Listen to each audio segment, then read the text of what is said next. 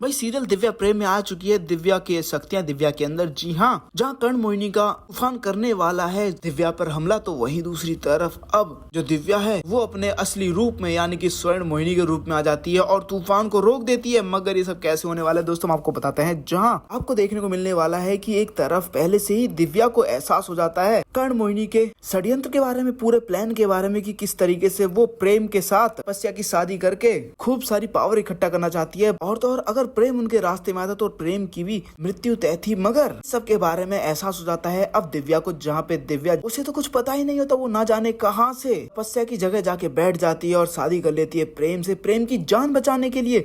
तो वहीं दूसरी तरफ दोस्तों, अब जब ये बात कर्ण मोहिनी को पता चलती है तो वो गुस्से से आग बबूला हो जाती है। जहाँ वो स्वर्ण मोहिनी को ढूंढ रही होती है इतने सालों से कि किसी तरीके से स्वर्ण मोहिनी सामने आ जाए और उसका अंत करके वो इस दुनिया में सबसे ज्यादा शक्तिशाली बन जाए। तो वहीं अब कर्ण मोहिनी का दाव उस पर उल्टा पड़ने वाला है, जहाँ पे अब घर वालों ने तो घर से धक्के देके निकाल दिया है दिव्या को। तो वहीं दूसरी तरफ अब दिव्या वो तो घर से बाहर भटक रही होती है, तभी कर्ण मोहिनी का तूफान आता है। दिव्या डर जाती है, सहम जाती है, उसे तो कुछ समझ में ही नहीं आता। अचानक से वो तूफान दिव्या को अपने अंदर घेर लेता है और उसे हवा में उड़ा ले जाता है। तभी अचानक से दिव्या के अंदर की शक्तियां जाग जाती हैं और वो बन जाती है स्वर्ण मोहिनी और बाहर आ जाती है तूफान से, और तूफान से मुकाबला करने लगती है, तूफान से अपनी शक्तियों से लड़ने लगती है और तूफान को रोक देती है। मगर दूसरी तरफ अब पूरी जगह कर्ण मोहिनी का अत्याचार छाना शुरू हो जाता है, चारों तरफ बस आग ही आग फैल रही है। तो वहीं अब कर्ण मोहिनी और स्वर्ण मोहिनी का आमना सामने होने वाला है। जी हाँ दोस्तों, जहाँ स्वर्ण मोहिनी दिव्या